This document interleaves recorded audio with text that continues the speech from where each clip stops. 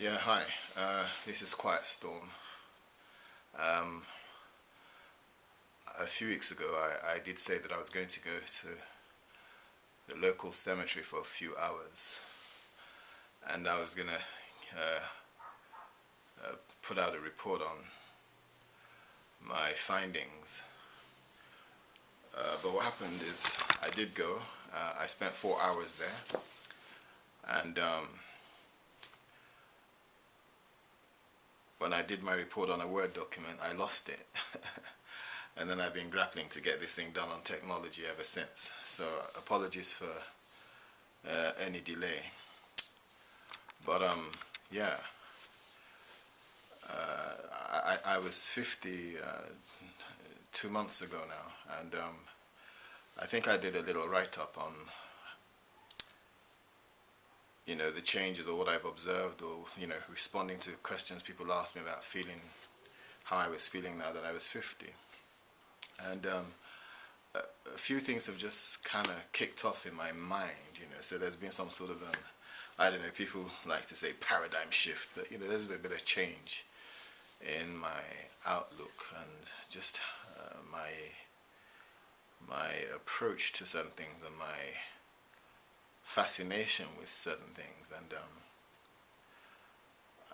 I realized that we are much closer to the end than we are at the beginning of the journey of our lives, if you've come this far.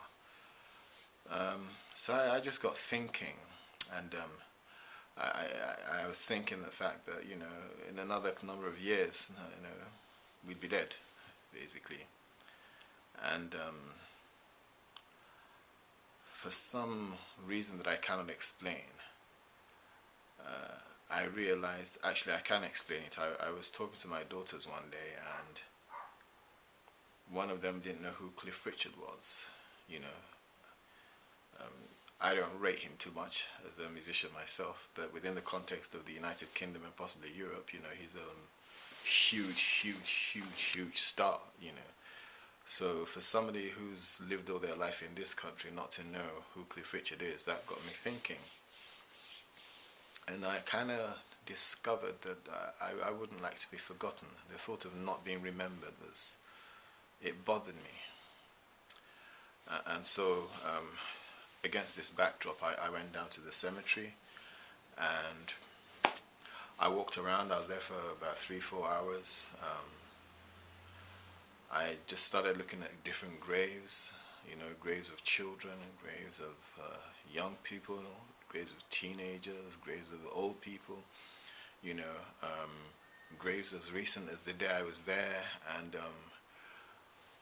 graves going back 18 something, 1800 and something, big graves, small graves, all kinds of graves,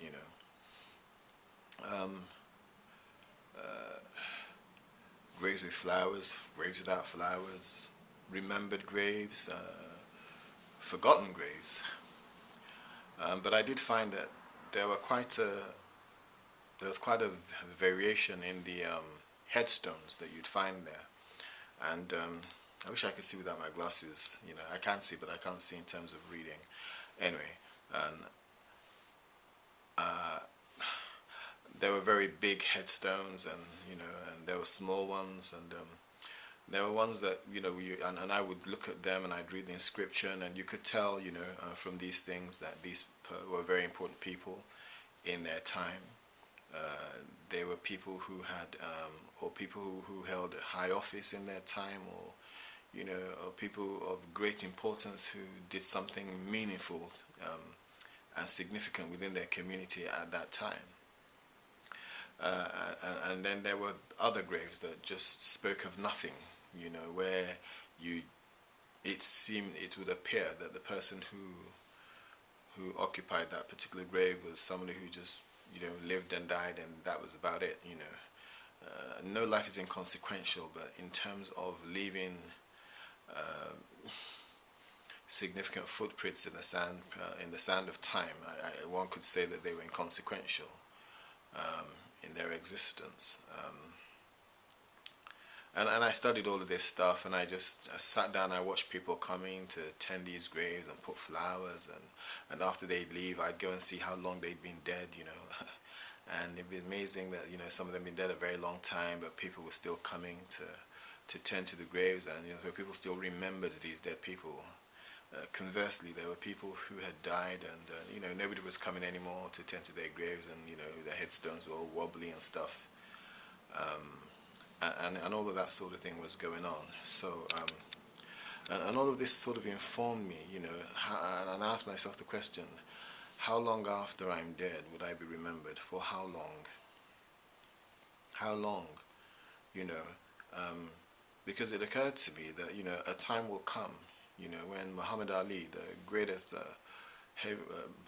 greatest heavyweight boxer of all time, or the greatest boxer of all time, as great as he is, will not be remembered or will not be known, or may not be known by a certain generation, but because of his films and because of his fame, I suppose he will still be kept in the press, and people will still sort of say Muhammad Ali, Muhammad Ali, Muhammad Ali.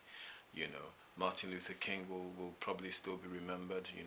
Mandela will still be remembered because of their significant contribution. To the cause of the human being, and but I wondered, if I died, apart from my children and maybe my siblings and maybe my nephews and nieces, if they were all to die, who would remember me? Who would remember me? What would I be remembered for? Will anybody remember me beyond those 3 generations, or 2 generations, as it were? And so it just got me wondering and got me thinking, and it saddened me because I remember when I was a teenager in secondary school in Lagos, there were quite a few people who made a name, and they made so much of a name that if you mention their name now, people say, that guy, that girl, they made a name. It was at a time when we were growing up. It was at a time when we were trying to discover who we were, and so we went down different pathways in this journey of discovery and exploration. But so some of the things we did were not always that good or that great, but you need to understand within the context of the time that we were in, because a lot of those people now are are very responsible individuals and adults right now, with their own children. But we were known for something. We were known for something. I can think of a few names which I won't mention on this production, but we were known. People were known for this, and people were known for that, and this lady was known for that, and that chap was known for that. We were known. People made social history in the context of our time as teenagers in school. Social history. They were known for partying. Some people were known for driving and stunting, and some people were known for knowing a lot of women, and some people were known for, people were known for all kinds of things, but they were known,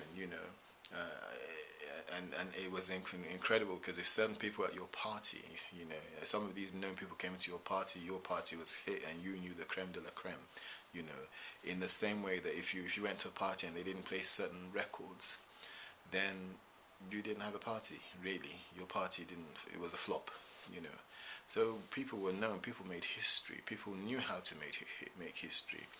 And I just wonder, how many of us will be remembered, beyond 1 or 2 generations, and then that would be it. And so that got me thinking that, what kind of legacy am I going to leave, Do I just want to pass away? True, when I'm dead, I won't know these things are going on. I'd be dead, so it wouldn't really matter. But I'm not dead, and for as long as I'm alive, I'm conscious of these things. But I want to go back a bit to my secondary school days in Lagos, because it occurred to me that in the seed of each human being is greatness, and for those who made a name, by which they're still remembered now, for being a bit naughty. It just shows that the seed for greatness was there to make a name in a positive way. But at that time, these things were not harnessed. We didn't understand. And so the point I'm trying to make in saying all of this is this, that we are still capable of making a great name. We are still capable of making a great good name. a better name than the name we'd had before. We are still capable of doing something that doing something that can impact our community, that can impact our families, that can impact the wider community, that it can impact our nation and impact our world in such a way that 500 years from now, after we are dead, we will still be remembered. Fela will be remembered all over the world, and it's funny now that, yes, he married 27 wives, yes, he went around in his underpants, or at least he had a few shots of, he wore his underpants at home, yes, he smoked weed, and yes, he died of AIDS, but he's mostly remembered for the prophetic things he said, the way he stood up to government, and he will never ever be forgotten in the history of Nigeria. They will never be able to talk about Nigeria and not mention Fela. This is a person who gave himself up for a struggle. He didn't die for the struggle, but he took a few good licks from the government for what he believed, for you and I, who are his fellow Nigerians. So that's the kind of impact that I think we should be making at this stage. That's the kind of legacy that we should be leaving behind, not just so that we're not forgotten, but so that we can actually do something that touches the community that we're in, that touches the nation that we're in, by which we will never be forgotten, or at least for a very long time be forgotten. If our names could be written in the history, in the annals of secondary school history, then I think that we can write our names on a greater stage. And it does sadden me to think that, some of the people who were great in my time, who were great names in my youth, who were, pioneers and groundbreakers on the social scene, may die and never really be remembered again. That was a shock to my system, that not only do we have to contend with dying while we're living, but we have to contend with the fact that we may never be remembered. And I think that we can do something, and that we should look inward and see what we can do and what we can leave behind. So that and the truth of the matter is that if you're remembered, it's because you've left a lasting legacy. It's incomprehensible that Anini, who was a robber, will be remembered for another 50, 100 years, and then another human being who did nothing of the sort will be remembered because he just didn't really do anything significant. That's a tragedy in itself. So I hope that we're all going to look inward as we're getting older, and apply ourselves to things of eternal value. And I say eternal not in the heavenly sense, but I mean it in the sense of longevity in earthly terms, that we will leave a legacy behind, that people will get to enjoy and remember for many, many, many generations to come. Yeah, and that's all I really wanted to say. When I was writing the article on paper, because I think I'm a better writer than I am a speaker,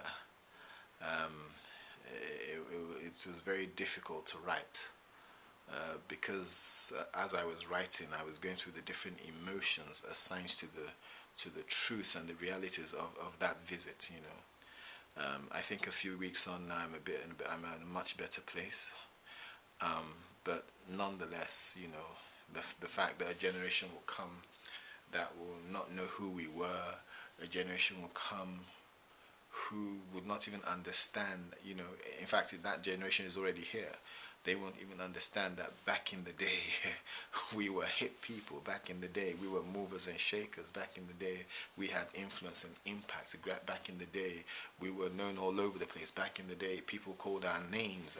Back in the day, people hailed us, and to think that a generation will come for whom all of that stuff will be completely and totally inconsequential is quite jarring, to say the least. So I hope that we're able to do something and leave something behind for which we'll really truly be remembered for good, unforgettably so, for many, many, many, many years to come after we have passed away. And that's all I really want to say. Thanks.